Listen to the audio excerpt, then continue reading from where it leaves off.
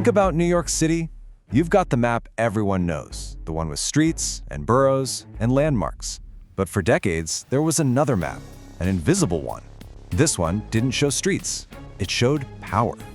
We're gonna dive into the story of the 5 families and the secret empire they built on that very map. Right, this unseen map, it was the real blueprint of the city. It laid out the territories and the influence of the American Mafia. It was basically a parallel state, a shadow government that had its hooks in huge parts of New York. And if you want to understand how they got so powerful and why it all came crashing down, you have to understand this map. So, where did this all even come from? Well, to really get the American Mafia, you have to throw out the idea that it just started as a bunch of criminals. The roots go so much deeper, and they were born not from a desire for crime, but from a place where the government itself had completely failed. Back in Sicily, the state was a ghost. It just wasn't there for people. So what happens?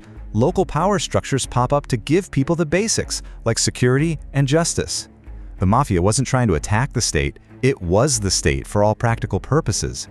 So when immigrants brought that exact mindset to the total chaos of early 20th century New York, a corrupt, overcrowded city, man, it was like the perfect soil for these old world structures to plant themselves and grow like crazy.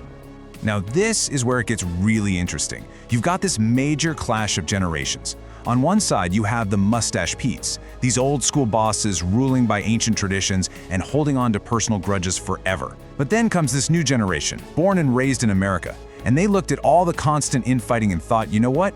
This is just bad for business. They understood capitalism, and they were about to stage a hostile takeover. The Castellammarese War was the breaking point. It was just pure, bloody chaos.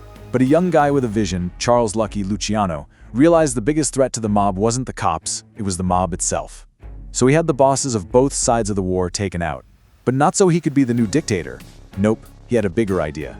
He created the Commission, basically a corporate board of directors for organized crime.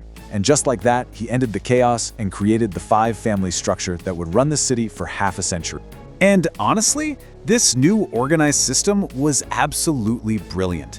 For decades, it worked like a well-oiled machine, letting the families run the city from behind the curtain at the absolute peak of their power. Each family was set up just like a corporation. You had the boss, who's the CEO, the underboss, he's your COO, running day-to-day stuff. The consigliere is the trusted legal advisor. Capos are like your VPs or mid-level managers, and the soldiers are the boots on the ground. But here's the key. More important than any of those titles was trust. Trust was the real currency in this world. And the one thing holding this entire enterprise together was one simple, unbreakable law, omerta, the code of silence. This wasn't just a suggestion, it was the bedrock of their entire world. Talking to the cops or the feds wasn't just frowned upon, it was an automatic death sentence. Period. Now, of all the families, one of them truly perfected this whole system of quiet, hidden control, the Genovese family. Their entire philosophy could be boiled down to one simple and deadly effective principle. Being seen is a weakness. And this just shows you how they did it. Guys like Frank Costello, they weren't your typical street toughs. Oh no, they were political operators. They had judges and politicians in their pockets. They controlled the unions, the construction sites, the waterfront, the actual arteries of New York City. They knew that real power wasn't about flashy violence. It was about making the system depend on you and pulling the strings from the inside.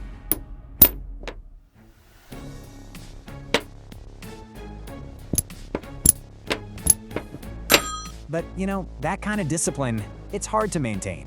It couldn't last forever. And the very rules of invisibility that made the Mafia so untouchable started to crack. Mostly because one man's ego got so big, he decided he wanted to be a star.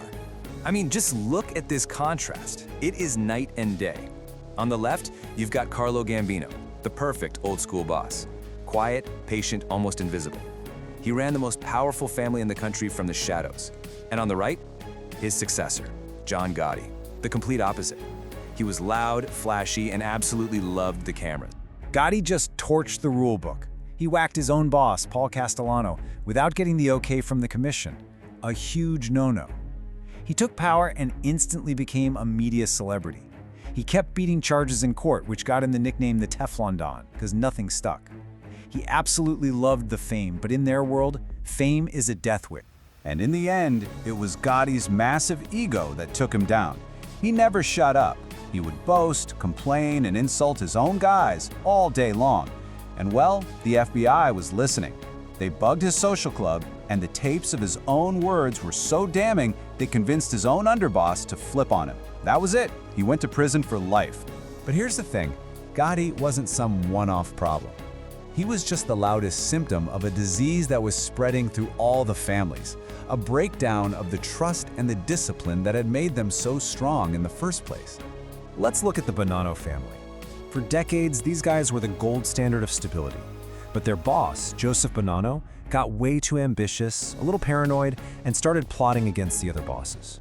When his plans got out, the whole family split in two, and you had the Bonanno War, an internal civil war. Trust was gone, and for the first time, informants became a real systemic problem. The family basically just ate itself from the inside out. So if the Bonannos imploded, the Colombo family straight up exploded. Their boss, Joe Colombo, did something nobody could believe. He became a public activist, leading rallies against the FBI. He completely shattered that core rule of invisibility.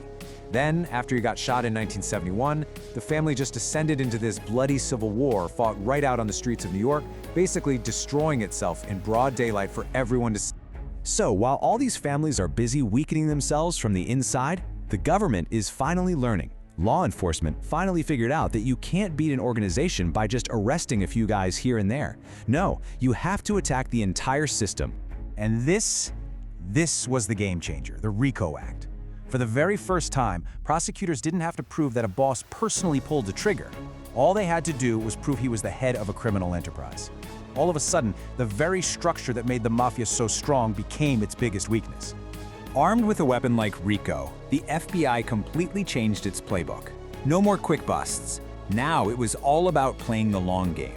We're talking years of surveillance, sophisticated wiretaps, and special task forces that did nothing but build a complete, top-to-bottom case against an entire family. This created the final psychological breaking point. When you're facing life in prison under RICO with zero chance of parole, that code of omerta starts to look a lot less appealing. Loyalty had always been a one-way street. You were loyal up to the boss. But when soldiers realized their bosses weren't going to do that kind of time for them, they picked themselves. That little trickle of informants turned into an absolute flood. And the result? It was catastrophic for the five families. The huge commission trial and all the other big RICO cases in the 1980s basically chopped the head off of every single family. The golden age was over, done. What used to be this all-powerful shadow government is now just a fractured, weakened ghost of what it once was. But you know, when you really look at it, the story of the five families is way more than just a crime story. It's a timeless lesson in how power works. They rose because they were organized, disciplined, and invisible.